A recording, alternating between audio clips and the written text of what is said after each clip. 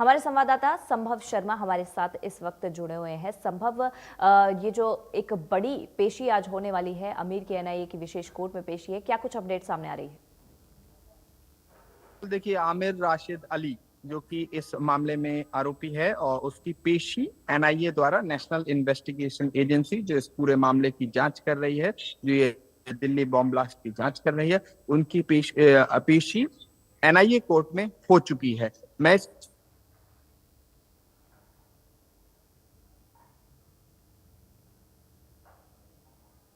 जी, संभव ने हमें बताया कि अभी ये पटियाला हाउस कोर्ट के पास जो है सुरक्षा काफ़ी बढ़ा दी गई है और आरोपी अमीर राशिद अली की आज नेशनल इन्वेस्टिगेशन एजेंसी द्वारा की विशेष कोर्ट में पेशी होने वाली है, जिसको लेकर तमाम भी प्रेस रिपोर्टर को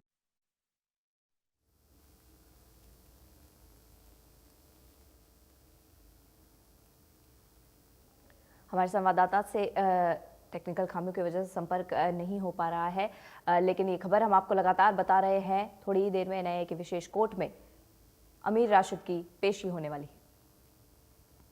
अगली खबर फरीदाबाद से, जहां पर अल फलाह यूनिवर्सिटी को लेकर ये बड़ी खबर हम आपको बता रहे हैं, जहां पर यूनिवर्सिटी पर जल्द ही बुलडोजर चल सकता है। यूनिवर्सिटी में अतिक्रमण पर कार्रवाई बता दें कि हो सकती है।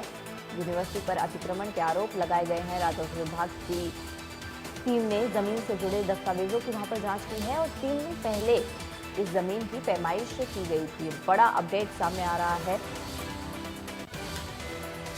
फरीदाबाद की अल फलाह यूनिवर्सिटी को लेकर।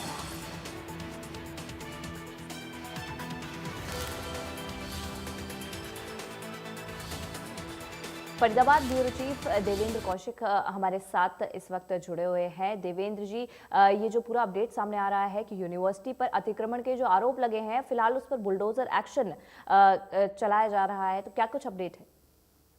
पूजा, बिल्कुल देखिए, जिस तरह से अल फलाह यूनिवर्सिटी आतंक का गढ़ बन चुकी है और ऐसे में फरीदाबाद की यूनिवर्सिटी चर्चाओं में है, तो ऐसे में हरियाणा सरकार की तरफ से भी अब एक्शन लेना शुरू कर दिया गया है। पूजा, 3 दिन पहले की बात है जब यहाँ पैमाइश इसकी रेवेन्यू डिपार्टमेंट की तरफ से कराई गई थी और बाकायदा उसका जो बिल्डिंग प्लान था वो लिया गया था। और उस बिल्डिंग प्लान में, चूंकि जब ये 1997 में इसकी नींव रखी गई थी, तो उस वक्त का जो बिल्डिंग प्लान था, क्या उसमें कोई तब्दीली हुई है या नहीं हुई है, इस बात को लेकर एक रिपोर्ट उच्च अधिकारियों को सौंपी गई थी। तो ऐसे में ये मानकर चला जा रहा है, जो 3 दिन पहले यहाँ जो सर्वे किया गया था, पैमाइश की गई थी, उसके बाद में उस रिपोर्ट में क्या जो दिया गया है, उसके आधार पर मानकर चला जा रहा है कि शायद आने वाले दिनों में इस पर बुलडोजर चलाया जा सकता है। क्योंकि अलग अलग एजेंसियां अपने अपना जांच में जुटी हुई हैं, तो ऐसे में हरियाणा सरकार की तरफ से भी जो एनओसी दी गई है, क्योंकि जब किसी भी बिल्डिंग का निर्माण होता है तो कई जगह कई विभागों से एनओसी लेनी होती है, और इस पर एनओसी कौन कौन सी ऐसी हैं जिसके